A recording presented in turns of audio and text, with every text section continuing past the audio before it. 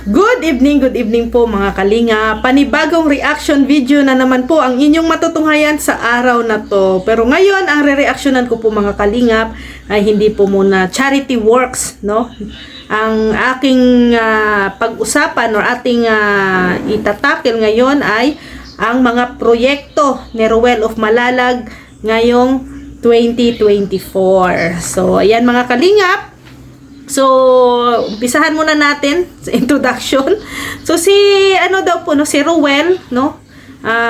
Doon sa kanyang live, no? Sobrang proud na proud siya kay Rachel, no? Doon, dinescribe niya si Rachel, kung anong ginagawa ni Rachel from school to bahay, mga activities, no? Sinishare yan ni Ruel, no? Doon yan maririnig natin sa kanyang live. Then, nag-advise lang siya na tuloy lang, no? At very proud siya kay langga niya, kay Rachel. Dahil kahit papano, no, kinakaya, no? Hindi kaya biro ang pagiging estudyante mga kalingap, lalo na si Rachel ngayon ay graduating, 'di ba? Graduating sa high school. So very busy, no? Ang daming mga school works, mga reports, no? Kaya dapat intindihin po natin si Rachel. Kaya nga ang ginagawa ni Ruel ngayon, sinusundo niya tuwing gabi si Rachel sa school, no? Para magkaroon naman sila ng time sa isa't isa. No, yan na lang yung oras, no? Yung oras na sila ay magkasama. Then, sabay mag-dinner. Ganon yung mga nila, no? Kahit papano ay nagkakaroon sila ng time sa isa't isa, no? Sa maiksing oras, at least meron. Kaysa wala, di ba? No? Kaysa wala na lahat busy, di ba? Diyan nagko-cause yung minsan yung mga away ng mga magkarelasyon, yung wala ng time sa isa't isa, no? Dahil pareha sila mga busy, no? Kaya diyan nagko-cause yung away. Pero sa Ruel at saka kay Rachel, at least kahit papano, binibigyan po nila ng oras ang isa't isa. Kahit gabi na po sila nagkikita, no? After ng klase ni Rachel, at least may time, no? Mayroon silang panahon sa isa't isa, may oras. Kaya yan po yung kagandahan din sa kanilang dalawa, no? Halos araw-araw pa rin naman sila nagkikita. So, doon sa sinabi ni Ruel, no, may advice din siya sa mga small charity vlogger, no, na nagsisimula, no, dapat ay magiging be patient, no, magiging mataas ang iyong pasensya, then maghintay lang in the right time, no, sa tamang panahon, sa tamang oras, maghintay lang tayo, kasi maliit man ang channel natin ngayon, hindi man tayo kilala, pero balang araw, no, makikilala din, no? Ang kasikatan naman po kasi, or ang pagiging famous, no, or kasikatan nga, hindi naman yan na agad-agad nangyayari, no? 'Di ba marami ka pang kailangan na struggle, no, or pagdaanan sa buhay bago mo ma-achieve ang success, 'di ba?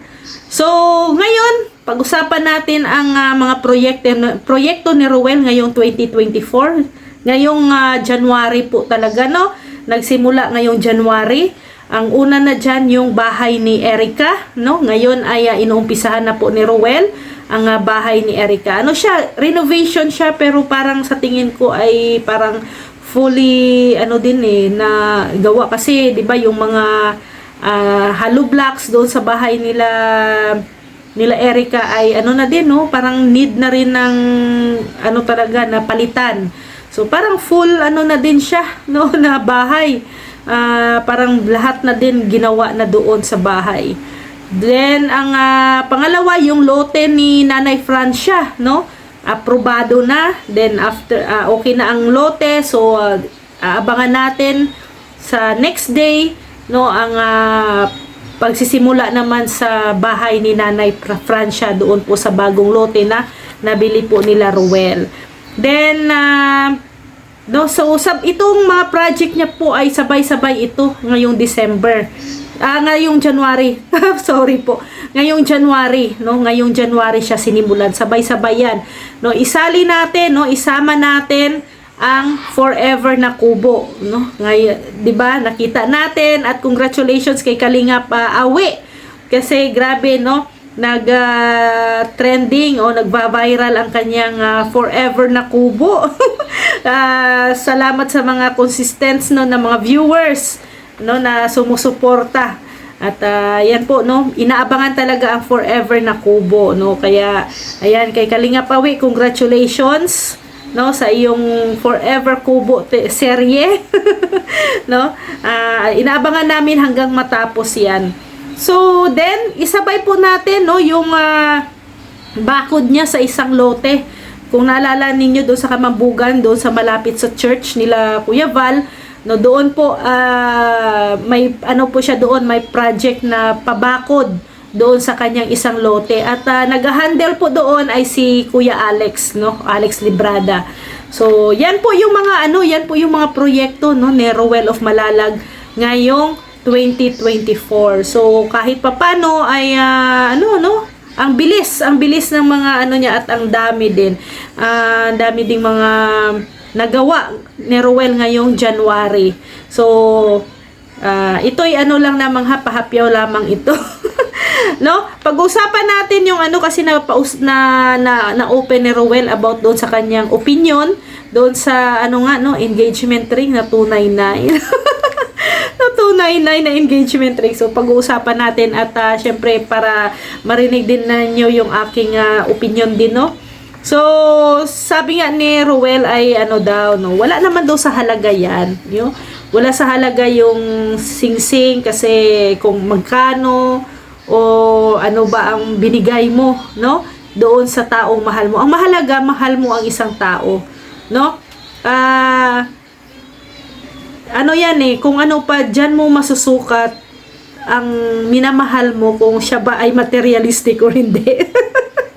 No? Pero kung mahal mo yung isang tao, no, bilang isang babae, kung mahal mo yung isang tao, hindi mo tingnan kung ang halaga ng kanyang binigay. Ang mahalaga, nagbigay siya sa iyo, no?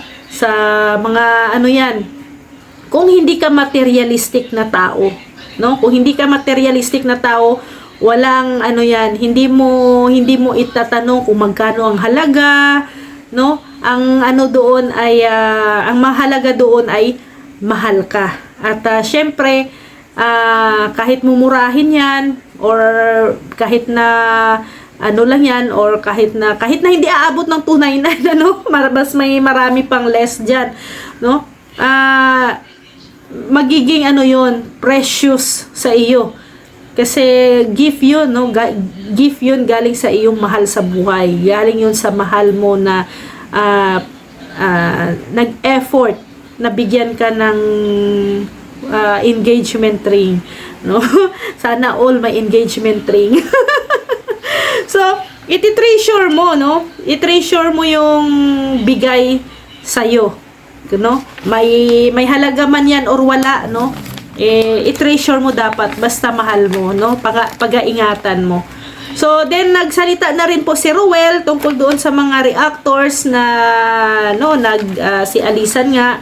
So ang kanyang sinabi, no, naman irespeto niya po kung ano man ang desisyon ng mga reactors na umalis, no, sa kanyang grupo, no, sa kanyang hanay, no. Pero naman, no, ang mahalaga, winelcome ni Roel, no, winelcome ni Roel, at nung umalis, irerespeto din kung ano man ang dahilan, no, sa kanila na lang yun, kasi si Roel din po ay hindi din po alam kung ano ang dahilan.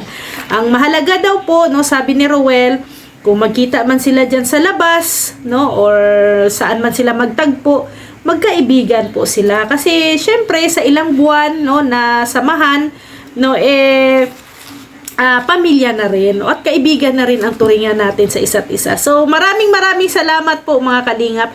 Sa mga hindi pa po nakapanood sa live na to, No, puntahan nyo lang po ang live ni Ruel of Malalag. Nandoon po lahat ng mga details ng mga sinasabi niya. And of course, no, pakisuportahan din po ang channel ni Kuya Val Santos Matubang, Ate Edna Vlogs, Kalinga Prab, Ruel of Malalag, Rachel Morales Vlogs, at syempre ang inyong abang lingkod, Rhea Olarte. At syempre ang aming mga kasamahan po dito sa Davao del Sur, ang ating deputy, si Mick Agnes Vlog, at ang ating mga kasamahang mga scouters, sila Kalingap Awi, Kalingap Angeli, Kalingap Bibi Girl, Bila Ayop, Kalingap Dudo, Richel TV, and Rex Vlog. Maraming salamat po mga Kalingap. See you tomorrow. God bless everyone. Bye-bye po!